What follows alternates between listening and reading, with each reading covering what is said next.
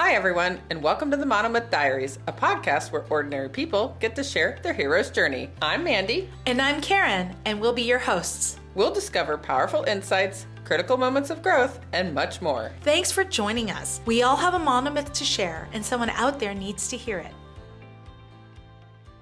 So welcome back, Kamela, to the Monomyth Diaries podcast. We're so glad to have you join us again. Yes, I'm excited. For our listeners, this is Mandy's absolute favorite part of our discussion, is talking about what we call the boons, the gifts, talking about boons and gifts in your life. And I love that you have so many tools in your toolbox now, and how, you've really restructured everything to kind of reflect that. We talked about the monomyth that you had to go on. I like to call it the gauntlet. What strengths have you developed through overcoming your challenges? Well, people. I understand people. I think that being in so many different situations back to back and having moved so many times and early on has made me understand that everybody has the same fears. Everybody wants to be loved. And that as humans, we have these core things that make us human, and they're the same across the board. I don't care where you're from or how you were raised or what you've been through, what you haven't been through. We all want to be loved, and we all want to be validated and accepted. And so I think that's been one of my strengths, is reading people really well, understanding the human nature of people. What about your relationships today? What are they like compared to what your relationships used to be like? Oh my gosh. Good one. So I realized, I think it was that same year that we kind of talked about, where I turned 28 on the 28th. I was really wanting better friends. And I wanted friends that I could look up to. So I wanted friends that had good jobs, that had houses, that had hobbies, that went on vacations. Because I went on a summer vacation with a girlfriend, and it was, oh my gosh, it was amazing, you guys. It was we got a penthouse rental in Florida, and we're up there in the morning working out, watching the sunrise, and then having good food and all these things. And I was like, you do this every summer? And she was like, yes, since I was a kid. So that was kind of the first thing where I was like, okay, I need to surround myself with people that kind of have that in their lives, because I had never had it. And then when I started praying for better friends, they just started dropping down in my life like flies. And it was amazing. And it was so beautiful. And so I started evaluating my friendships with a few questions. And every time I would hang out with people, I would say, okay, did this fill my cup up? Or do I feel drained? Or do I feel full? And so reading my emotions and reading my energy after my outings, because as you can tell, I'm very social and I love people and I have so many different friend groups. So I was like, okay, so I need to really see if this is beneficial. Then I got so driven in my career. It wasn't even just about how I felt. It was about, okay, have they provided value? Are they the kind of people that I can go to for advice when I'm struggling with my business? Are they the kind of people that are going to support my businesses? Because I have two, right? And so then those were the questions that I started asking myself. And so the people that I'm not hanging out with anymore, I think you know the answer, right? And so it was just, very similar to what you said, Karen, about learning to give yourself permission to put yourself first and take care of your oxygen mask. Me, it was really making sure when you run two businesses, you don't have time to just chill and hang out. So I was like, okay, I have 2 hours and 2 weeks from this time to this time. Who is the best person for me to spend my time with? And so I started seeing time as money. I was so busy with the teaching. I knew I would never quit that. And then I was also so busy with this new career and new firm I was at that I was like, okay, I want to feel good and I want to be surrounded by people that I look up to. So most of my friends are more successful than I am. They're healthier than I am. They're more fit than I am, because that's what I want. And so my world now, if I have a problem, I know who to call. If I need support, I know who to call. My friends are there for me, whether I'm happy or sad. What other fruits has your journey produced? I love that. First of all, I love fruit. So I'm like, okay, let's talk about fruits. So the fact that I wake up with a different mindset, and it starts from as soon as I open my eyes. And the little tip, and I've told a few people this before when I was out networking, my alarm clock says, God, I invite you into my day. It's time to shine. So as soon as I see that at 4:45, and I'm like, that's true. It's a new day, right? So the fruits are that ability of getting out of bed at 5 a.m. when nobody wants to get out of bed at 5 a.m. Okay. It's a mindset thing. And then being able to have the flexibility in my career to where I can go walk my dog and do my mindset stuff. Then you fast forward, I go to the gym, I work out, you are what you eat. So I eat way better than I ever have. I also work out, as much as I can.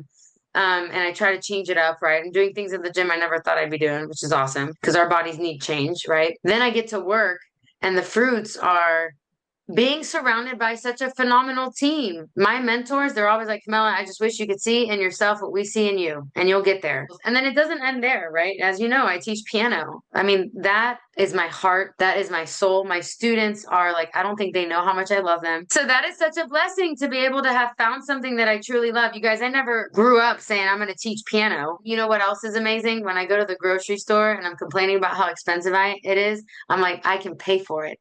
And I'm so grateful. So much gratitude comes into how far I've come. And then the best part is that now I actually worked with it. Oh, I didn't even talk about this. I worked with a hypnotherapist for a while. She's amazing. She's in the Houston area if anyone's interested. What I really, really loved about her was that we went for lunch and I had no plan of working with her, but we just talked and we connected, and y'all know it's natural. It's how it goes. So I worked with her for a while, and she actually does the hypnotherapy work with you and then gives you recordings to kind of listen to before you fall asleep. So I've been doing a lot of work with my subconscious as well, because there's some things that are so deeply rooted that just normal therapy didn't work for me at that point. So this is the first time in my life officially where I sleep through the night. And I fall asleep telling God, thank you. And I'm just like, thank you, God, for such an amazing day. Can't wait till tomorrow. Even if it was the worst absolute day ever, I go to sleep with so much gratitude. And I think that those are the fruits. That's true, like living right there. When you can go to sleep and you're like, oh, this fan feels amazing. I can afford my electricity, like cooling sheets. I'm like, cool, I'm clean, I'm fresh. I can afford running water. Like, I think about these things every day. And so I fall asleep with gratitude. I wake up with gratitude throughout the day. You know, we forget sometimes to pray or forget to keep God at the center of everything, but I'm surrounded by people, and, you know, things will always happen to where I'm just redirected to love, redirected to faith. That's part of like the prayers I say, redirect me to love, redirect me to faith. And I go to sleep sometimes, and when I wasn't so much doing that, I'll be like, okay, I return to faith, I return to love, I return to trust. And I say these things before bed. So it's an all day thing. The fruits are all day. And then, you know, I always said 2025 would be the year of travel. And I think I'm on like my 5th trip this year. It's happening. So yeah, I'm just doing all the things I've been wanting to do for years now. It's happening. So it's like taking that time to celebrate. You're so young and you're so wise. Yeah, I have my moments. I have my moments sometimes where I allow my reactiveness to get the better of me. They do happen less and less and less, which is amazing. And thank you for that. You know, there's so much pain in going into this version of yourself. That's like the true version. Like, I've lost friends. Some people I just don't understand them anymore. And I know that it's not their fault. And so I have to work on that like judgment side. And I'm like, they're just not in the same journey as me right now. And that is perfectly okay. So that's where I think my age still shows, right? Because it's like, I want everybody in my circle to be on the same page, and that's just not going to happen. And I have to be okay. I feel like even in my age, that's still a truth. Yeah, no, and I love it. And I think that that's the reason why I'm still here living with my mom. We can really, really learn together and heal together. And that's been amazing because, you know, I do got to say big kudos to myself. There were times where she said, hey, thanks. I can see you growing and I can see you doing this work, and it's awesome. And that's huge. And I think that us still sticking together after all these years and after all the torment that happened in my family, it's awesome. Yeah. And I want to be that for her, you know? And I also benefit from living here. It's not just a one-way street. We now have a home that we both are safe in and comfortable in and happy and proud about. And that's amazing. It's my first time, but it's also her first time. And she's 70. Yeah, she waited even longer, you know? So it's been really, really awesome. Like, she can do whatever the heck she wants. And I'm like, no one's judging you. Just be you.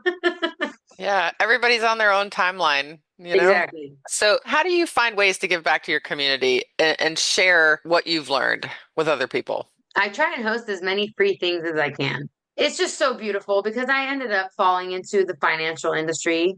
And one thing that's missing in most of our lives is financial education and literacy. Like, who sits you down to tell you what to do and to explain to you why? Not a lot of people have that. It has been so phenomenal that God has guided me into this career because I can do that every single day. And I can provide value to people's businesses, families, decision makings, plans for the future and they actually work. And that is incredible. So I say professionally, I'm able to give back by what I do. Then more on like a deeper sense, the piano teaching. It's a lost art to sit down and play songs, memorize songs and perform. Like not a lot of people are doing things like that. So whether it's music or just any performing arts, I see that that is my way of giving back. And I think that the way that I teach, I made it really, really my own. Either we have way too harsh teachers that are just mean, or we have some that just don't care and they're way too easy. So I think that I kind of fall in the middle. So I feel like that's a way for me to give back. And then honestly, it's more of like a day-to-day thing. I'm just such a joy to be around. I am. I was going to bring that back in because at one point you mentioned your frequency. And I think that people around you pick up on your frequency. Yeah. And you're definitely giving that to the world for sure. Well, I mean, come on. I bring such a different energy to financial planning. You know, people are going through stuff. It's stressful times. Like I give back by just simply being myself, because if I can brighten up someone's day, I do it.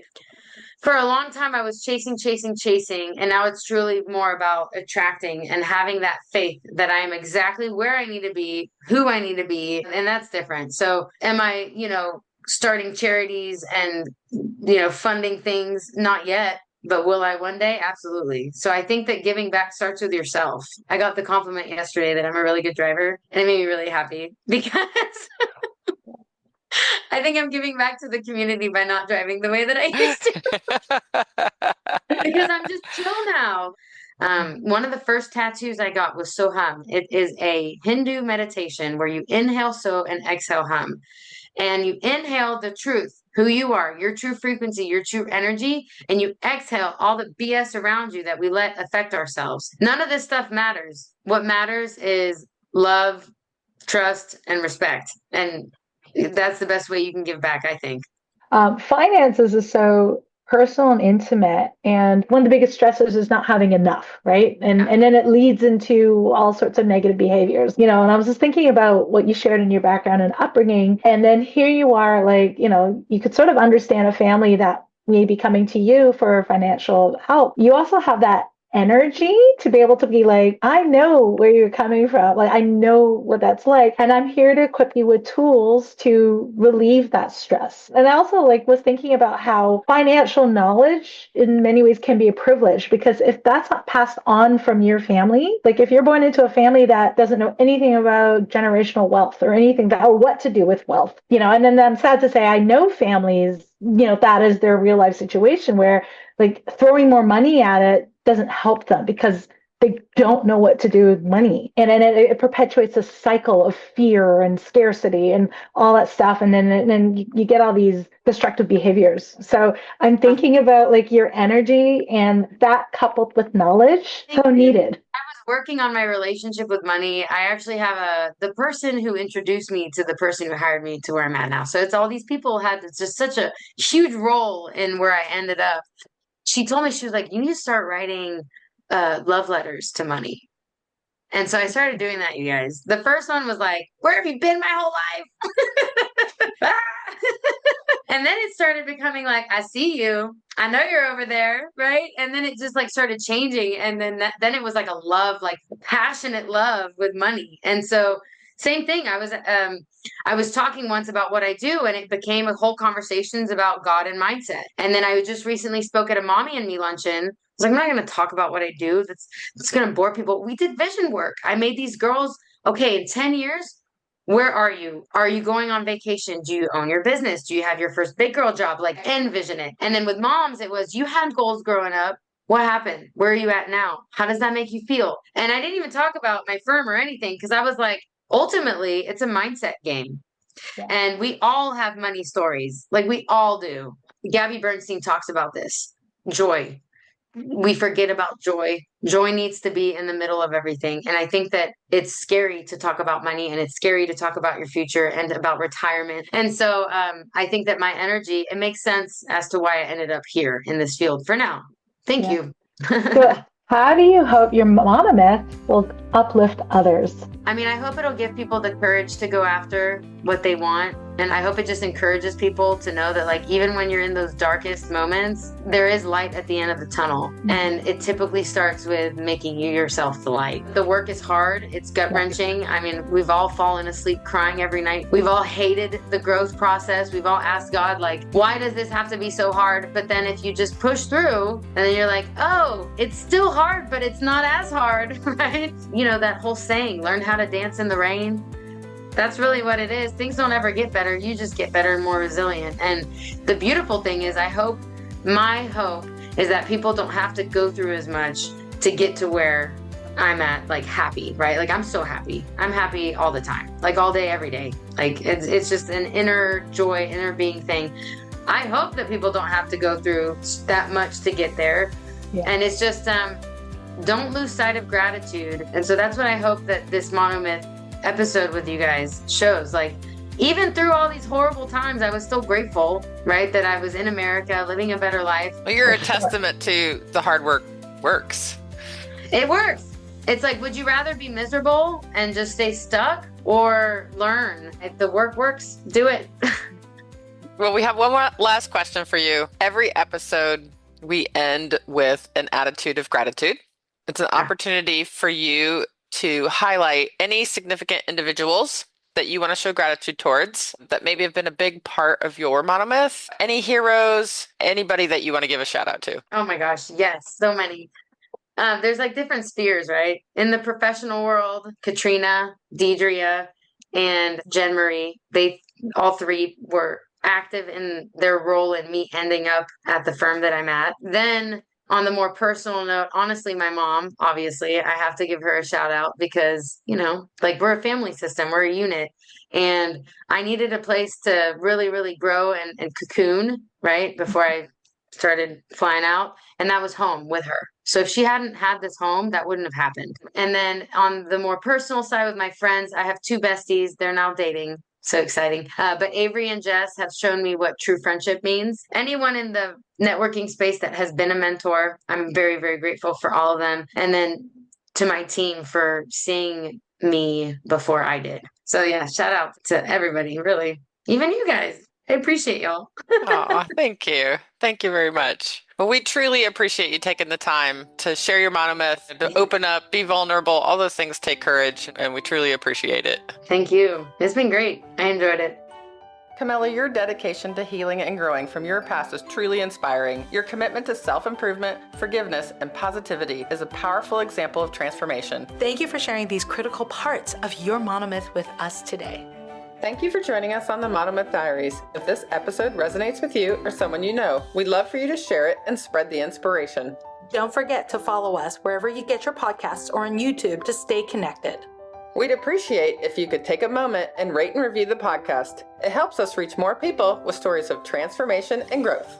You can visit us at monomythdiaries.com or text us directly from the show notes to reach out and keep the conversations going. Until next time, heroes, let's journey together through our monomyths.